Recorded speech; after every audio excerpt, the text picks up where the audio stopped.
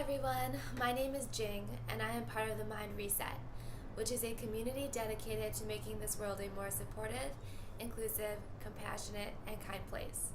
To learn more about how we accomplish this mission, check us out at www.themindreset.com. So today, as a follow-up from last week's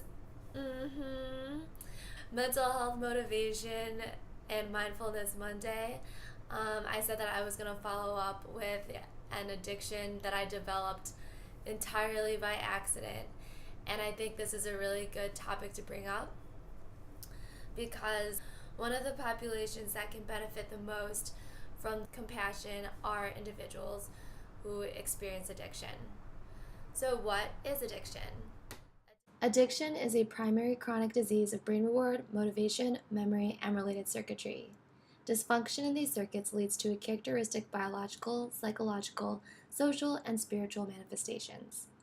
This is reflected in an individual pathologically pursuing reward and/or relief by substance use and other behaviors. Addiction is characterized by inability to consistently abstain, impairment in behavioral control, craving, diminished recognition of significant problems with one's behaviors and interpersonal relationships, and a dysfunctional emotional response. Like other chronic diseases, addiction often involves cycles of relapse and remission.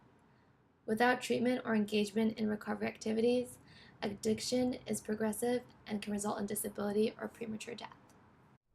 Today I want to help make that connection between our own understanding of addiction and how we can improve the outcomes for individuals who experience addiction.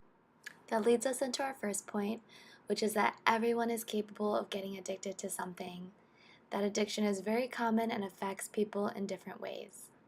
Okay, I admit it. I read Snapchat news, and I just drew this from an article.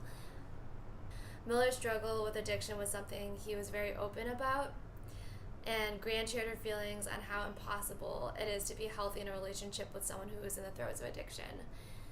A few other big names that other folks might recognize, especially in the music and celebrity and pop culture kind of sphere, is Vern Troyer, who played Mini-Me in Austin Powers. I think he was Dr. Evil's sidekick, and they did something like, or I don't know, something of that nature.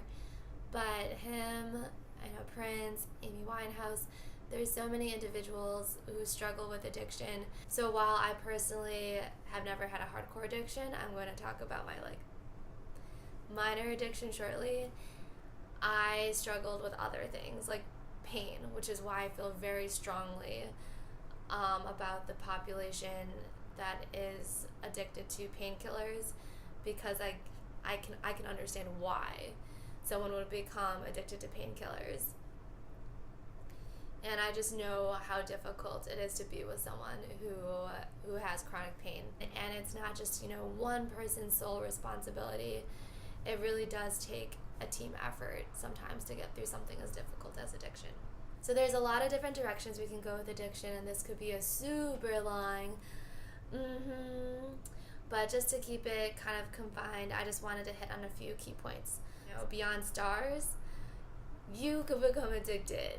I became addicted. I got addicted to, are you ready for it? I'm kind of embarrassed. I got addicted to C-drama, or Chinese Asian drama, Asian novella, whatever it's called Meteor Garden, right? Okay, yeah, that's the name of it. And it was completely an accident. Which brings us to our second point, that sometimes you have no idea what you could possibly get addicted to. Different people react differently to different stimulus and can get hooked really easily. Long story short, I did this random job where I was required to speak all three of the languages that I can speak. And I realized my other languages besides English were atrophying, including Chinese. And so to kind of re-jog my memory, I thought, why don't I just watch, like a television program in the background and see if my Chinese improves. So on Netflix, yes, it's on Netflix, dangerous, dangerous place. I almost didn't want to tell you the name of the show. And I know other people can relate to getting addicted to television shows and things of that nature. But there's things I want to highlight about this experience, and hopefully that will help all of us kind of empathize better with folks who have addictions to things that don't have an end. That was like one thing I was so happy about, was that if you become addicted to a television show, theoretically your stimuli can end. Like the thing that like draws you in, it's over. Like I felt so relieved when I watched the last episode. And I could probably go on forever about how relieving it felt to not have the addiction have a hold of me anymore. But the point being is there are different levels of addiction, and some addictions are more chronic and disabling and harmful than others. If there is an addiction that is affecting your daily functioning and overall well-being, then it's definitely time to seek help. I had such a hard time not wanting to go back for like the next episode. Like a lot of people get addicted to shows. Just think about how hard it is for you to like control yourself. So imagine what it must be like for someone who has something that's like hurting them. Or folks who take something maybe like an opioid, they may not know that they could get addicted to it. Just kind of like how I watched this Chinese drama very unassumingly for purely educational purposes, and I got hooked. And I imagine that's the way, and I've heard it's the way for some people who get addicted to things like cigarettes or food or a game or a hobby. They just try it once and then they're hooked. And that's why I feel like we can be a little more empathetic to individuals, especially those if you understand pain. Pain is so disabling. It is just such a miserable and just horrible condition to have. I mean, if you could take something to help alleviate that kind of feeling or to be able to function again, I promise you, you'd probably take that option. So it's just, I'm trying to help like develop that empathy for addiction. And you could be thinking like, oh, that's entirely different, being addicted to a TV show versus being addicted to drugs or alcohol or something of that nature. That's entirely different. And I agree with you. They are entirely different stimuli or triggers, but the point I'm trying to make in this specific key takeaway is that sometimes you don't know. Everyone reacts differently to different things. Some people eat ice cream and they like are obsessed with it. Other people eat ice cream and they're like, meh. So, you literally have no idea until you try it. You might watch Meteor Garden and you're like, whatever, I think this is like too ridiculous, or that those Asian guys are not cute or whatever. And some people like me, I'm like, whoa, I just got hijacked. I've never thought that super tall, skinny, pale guys are cute, but this show is making me feel like that's like an idealistic kind of person to like, and so I just felt, like hijacked. Okay, enough about how I just discovered how much Asians are cute. In order to overcome addiction, one of the first steps is to even know that there is a problem. You can't fix a problem unless you know there is one. Me, I realized that I had a problem when I accidentally stayed up until 5 a.m. I know, right? Isn't that crazy? I started watching on a Friday evening.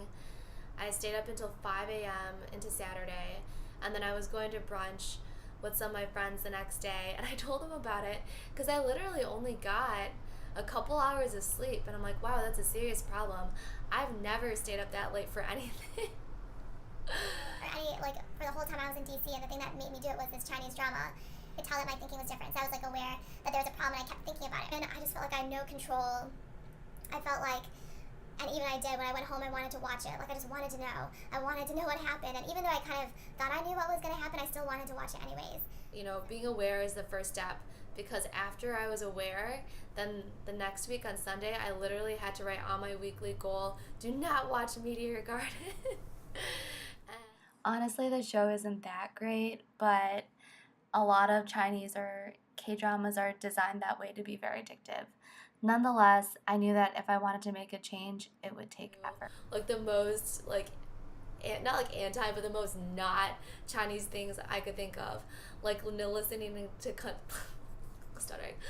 listening to country music, Luke Bryan, Cole Swindell, Darius Rucker, Brad Paisley. Gosh, you guys really helped me out there.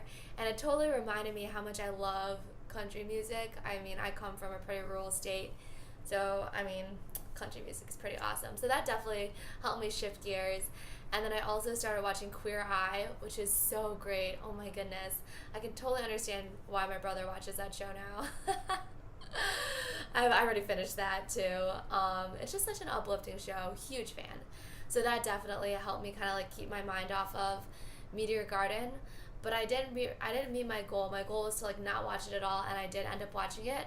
But what I noticed is that because I was putting a conscious effort into not watching it because I realized it was making me really unproductive, I was able to kind of be more understanding about what was going on with me. Like, I literally looked it up online. I was like, why are like Asian dramas so addictive? And it did make me feel a little better because there was this huge laundry list of why Asian dramas are addictive, and that could totally be a whole nother post. All right, that's it for today. Stay motivated for the week. You are not alone. And next week we'll check in about Red Ribbon Week, which is also related to addiction. It's the prevention of illicit drug use and prescription misuse and abuse. So I'll see y'all then. Have a great week.